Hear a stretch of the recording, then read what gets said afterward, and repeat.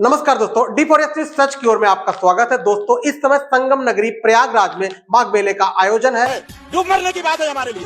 अरे तुम ये चाहते हो कि तुम्हारे खिलाफ कोई ना बोले, तुम जो क्या वो करो, तुम मंदिर तोड़ दो, तुम गंगा को बांध दो, तुम जो है गंगा में क्रूज चलाने लगो, उसी में शौचालय बनवा करके खड़ा कर दो मकान, तुम ये सब करो, तुमको कोई ना बोले, तुम गाय कटवा के बेचो। पूरे विश्व में किसी पार्टी के समय में इतना गौ हत्या नहीं हुई जितना अभी हो गई। पूरे विश्व में 2 नंबर पे आ गया गोमांस के निर्यात में भारत। और वहां के साधु संत आपस में 2 भागों में बंट चुके हैं। जिस तरीके से अभिमुक्तेश्वरानंद को स्नान करने से रोका गया। एक संत के लिए धर्म और राष्ट्र से बढ़कर के कुछ नहीं हो सकता। यही उसके जीवन का ध्येय होना चाहिए। उसकी व्यक्तिगत प्रॉपर्टी कुछ नहीं होती, धर्म ही उसकी प्रॉपर्टी है, राष्ट्र ही उसका स्वाभिमान है।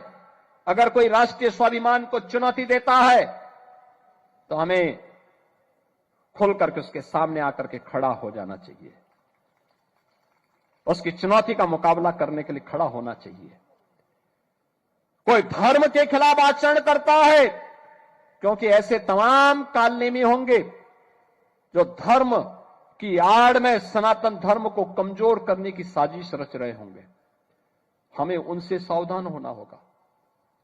तो माफ करना शंकराचार्य जी, गलती तो आप कर ही रहे हैं। ना तो आपके पास हेलीकॉप्टर है और ना ही आपके पास सतुआ बाबा की तरह 6 करोड़ की Porsche, Defender, Mercedes and Land Rovers है, और ना ही आप किसी मुल्ला से भी सेलिब्रिटी को देशद्रोही कह रहे हो, और ना ही उन्हें बांग्लादेशी कह रहे हो, और ना ही आप नफरती भाषण बोल रहे हो, और ना ही आप हिंदू राष्ट्र बनाने की मांग कर रहे हो, और ना ही आप सरकार की चाटुकारिता कर रहे हो।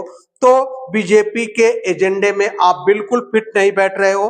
तो आप पर कभी भी लाठियां बरसती रहेंगी।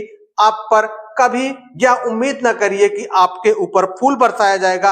आप जिस तरीके से योगी को औरंगजेब कह रहे हो और माननीय प्रधानमंत्री मोदी को तानाशाह कह रहे हो, और यह भी कह रहे हो कि आपके सरकार में, वर्तमान बीजेपी के सरकार में जितनी ज्यादा गौ हत्या हुई, इससे ज्यादा गौ हत्या आज तक किसी के सरकार में नहीं हुई।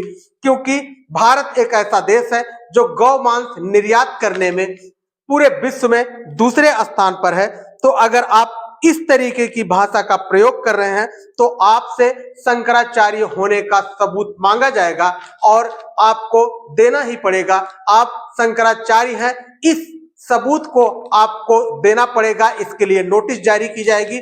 और सबसे बड़ी बात यह है कि इसी जिसे हिंदू राष्ट्र कहा जाता है, जहां साधु संतों का सम्मान होता है, वही कुछ ऐसे साधु संत आपको कालीनेमी से कहेंगे और आपका साथ नहीं देंगे, और कुछ ऐसे साधु संत जो आपके साथ खड़े होंगे तो उनके साथ भी वही अन्याय होगा जो आपके साथ हो रहा है। जिस तरीके से आप 7 दिनों तक अनशन पर बैठे हैं, लेकिन कोई भी सरकार का आला अधिकारी आपसे बात नहीं किया, आपको स्नान जाने से रोका गया, आपके शिष्यों की शिखा पकड़कर घसीटा गया, उन्हें मारा गया, उनके कपड़े उतारे गए। तो इस परिस्थिति में आपको स्वयं समझ लेना चाहिए कि आप वर्तमान सरकार के एजेंडे में फिट बैठ रहे हो कि नहीं बैठ रहे हो। आखिर क्या कारण है कि आपको इतना सरकार द्वारा प्रताड़ित किया जा रहा है।